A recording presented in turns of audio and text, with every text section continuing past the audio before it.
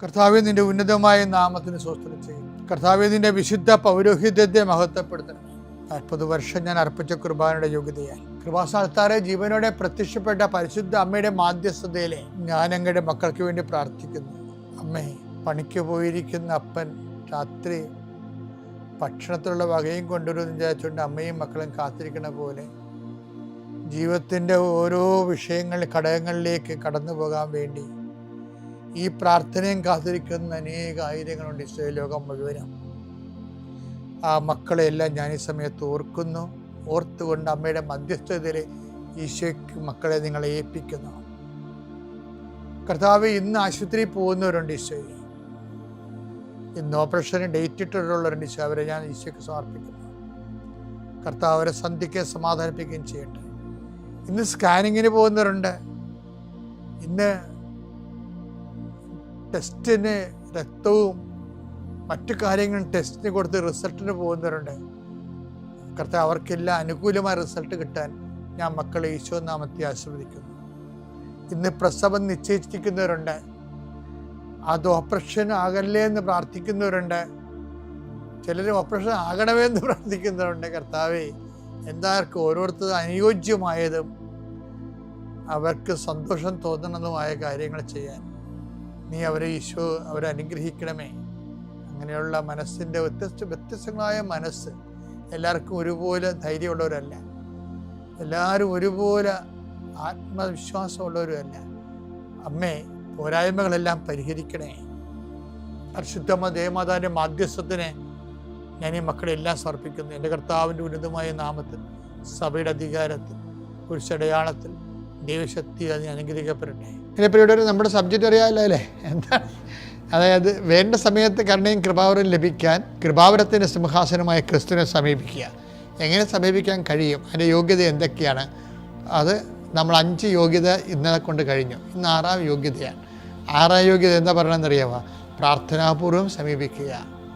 പ്രാർത്ഥനാപൂർവ്വം സമീപിക്കുക. അതിന് നമ്മൾ ധ്യാനിക്കാൻ പോകുന്ന വചനം ഏതെന്നറിയാമോ? ഫിലിപ്പിയർ 4:6. ഒന്നിനെക്കുറിച്ചും ആകുലരാകേണ്ട. ഒന്നിനെക്കുറിച്ചും ആകുലരാകേണ്ട. പ്രാർത്ഥനയിലൂടെയും അപേക്ഷയിലൂടെയും കൃതജ്ഞതാസ്തോത്രങ്ങളോടെ നിങ്ങളുടെ യാചനകൾ ദൈവസന്നിധിയിൽ അർപ്പിക്കുവിൻ. ദൈവസന്നിധി യാചന അർപ്പിക്കുന്നതിൻ്റെ ഒരു കുഴപ്പമില്ല. കൃതജ്ഞതാ സ്വസ്ഥങ്ങളോടെ അർപ്പിക്കുന്നതിനാണ് പരിശുദ്ധാത്മാവ് വേണ്ടി വരുന്നത്. അവിടെ വിഷയം യാചന പറയാൻ എന്താ? നമ്മൾ മൊത്തം യാചനയല്ലേ. പള്ളിയിലും ചെല്ലുമ്പോഴും നമ്മൾ വിശ്വാസിയുടെ പ്രാർത്ഥന എന്ന് പറയും. വിശ്വാസിയുടെ പ്രാർത്ഥന എന്ന് പറയുമ്പോൾ പുരോഹിതൻ്റെ പ്രാർത്ഥന അല്ലെന്നാണ് ഈ പറയണത്. വിശ്വാസികളുടെ പ്രാർത്ഥന എന്താ? കൊണ്ടുപോയോ എന്നല്ല പ്രാർത്ഥിക്കണത്. പള്ളിക്ക് വിശ്വാസികളുടെ പ്രാർത്ഥന എന്ന് പറഞ്ഞതല്ലേ യാചന പ്രാർത്ഥനയല്ലേ? അതല്ല യാചന പ്രാർത്ഥനയാണ്. പക്ഷേ ഈ യാചന പ്രാർത്ഥനയ്ക്കൊണ്ട് കുഴപ്പം, ഇതിന് ചുതി തട്ടാൻ സാധ്യതയുണ്ട്. എപ്പോഴും ആക്രാന്തം മൂത്ത് നമ്മുടെ ആവശ്യം മാത്രം പറയുമ്പോൾ ചുതി തട്ടാൻ സാധ്യതയുണ്ട്. അത് ദൈവത്തിനെ കൂടി സ്വീകാര്യമാകുന്ന കണ്ടൻറ്റ് വെക്കണം. ഇപ്പം നമ്മൾ വെള്ളയപ്പമൊക്കെ ഇല്ലേ, വെള്ളയപ്പമൊക്കെ ഉണ്ടാക്കുമ്പോൾ ഞങ്ങളുടെ നാട്ടിൽ വെള്ളയപ്പം എന്നാണ് പറയുന്നത്. വെള്ളയപ്പം നിങ്ങൾ പറയണത് പാലപ്പം പരന്നപ്പത്തിനാണ് ചിലർ വെള്ളയപ്പം എന്ന് പറയണം. പരന്നപ്പം അത് ഞങ്ങളെ പാലപ്പം എന്ന് പറയും നിങ്ങളുടെ നാട്ടിൽ.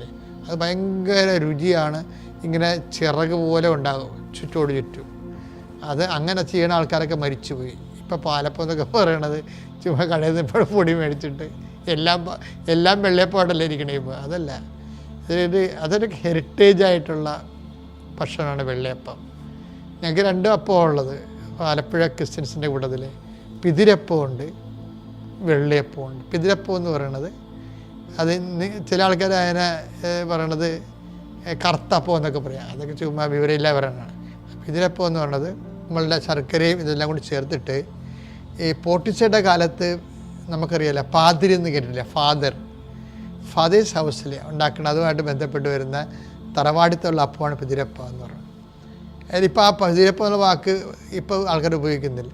വെള്ളയപ്പം നമുക്ക് കിട്ടിയത് വെള്ള കൊണ്ടപ്പമല്ല. വെള്ള എന്ന് പറയണത് നമുക്ക് ബുദ്ധിസ്റ്റ് ട്രഡീഷനിൽ നിന്ന് വന്നതാണത് വെള്ളയപ്പം. അല്ല, വെള്ളപ്പൊക്കത്തിൽ നിന്നുള്ള വെള്ളം അല്ലത്. വെള്ള എന്ന് പറഞ്ഞ ഭഗവതിയായിരുന്നു. ജൈനിസത്തിൽ വെള്ള ഭഗവതി ഉണ്ടായിരുന്നു. ആ ജൈനക്കാരുടെ അപ്പമാണത്, ജൈനീസിൻ്റെ അപ്പമാണത് വെള്ളയപ്പം എന്ന് പറയുന്നത്. വെള്ളയമ്പലം, വെള്ളയപ്പം. അപ്പോൾ അപ്പം അതിൻ്റെ അകത്ത് എല്ലാം അത് നമ്മുടെ നാട്ടിലെ പുരാതന ഭക്ഷണം, ഒരു 3000 കൊല്ലമെങ്കിലും പഴക്കമുള്ള ഭക്ഷണമാണ് വെള്ളയപ്പം എന്നൊക്കെ പറഞ്ഞാൽ. പിന്നെ നമ്മൾ എൻ്റെ കള്ളൊക്കെ ചേർത്ത് കള്ളപ്പമൊക്കെ ആക്കി മാറ്റി, എന്നാലും അത് ടേസ്റ്റാണ്.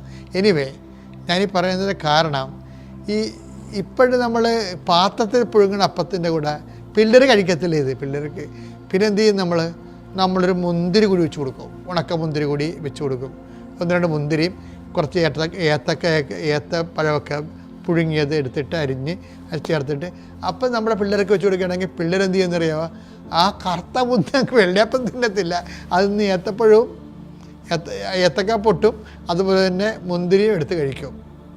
ഇതുപോലെ തന്നെയാണ് നമ്മൾ പ്രാർത്ഥനയ്ക്ക് കുറച്ച് ഏത്തപ്പഴവും മുന്തിരിയൊക്കെ ചേർത്ത് പ്രാർത്ഥിക്കുന്നത് നല്ലതാണ്. എന്ന് വെച്ച് കഴിഞ്ഞാൽ എപ്പോഴും കൊണ്ടുപോയോ എന്ന് പറഞ്ഞ് വാചനപ്പുറത്തല്ല. അതാണ് ഈ ഫിലിപ്പിയർ പറയണത്. എന്താ പറയണത്, കൃതജ്ഞത ചേർക്കണമെന്ന്. അതാ ഞാൻ പറഞ്ഞ ഏത്തപ്പൊട്ട്, പഴുത്ത ഏത്തപ്പഴത്തിൻ്റെ പൊട്ടും ഉണക്ക മുന്തിരി എന്ന് പറഞ്ഞാൽ കൃതജ്ഞത. വായിച്ച് ഒന്നിനെക്കുറിച്ചും ആകുലരാകേണ്ട പ്രാർത്ഥനയിലൂടെയും അപേക്ഷയിലൂടെയും കൃതജ്ഞതാ സ്തോത്രങ്ങളോടെ അതാണ് വിഷയം. അതാ കൃതജ്ഞത ചേർക്കണം. അപ്പം ദൈവത്തിന് അത് അട്രാക്റ്റീവ്, അതായത് ദൈവത്തിന് സ്വീകാര്യമാകുന്ന പ്രാർത്ഥനയാണത്. അപ്പം ദൈവത്തിനെ കൂടി അതിൻ്റെ അകത്ത് നമ്മൾ ആ പ്രാർത്ഥനയ്ക്ക് നമ്മൾ കക്ഷിയാക്കുന്നുണ്ട്. അപ്പം പ്രാർത്ഥന ഒരു പ്രധാനപ്പെട്ടതാണ്, യോഗ്യതയാണ്, പ്രധാനപ്പെട്ട് സമീപിക്കാൻ. പക്ഷേ കൃതജ്ഞത അതിലുണ്ടാകണം. പിതാവിൻ്റെയും പുത്രൻ്റെയും പരിശുദ്ധ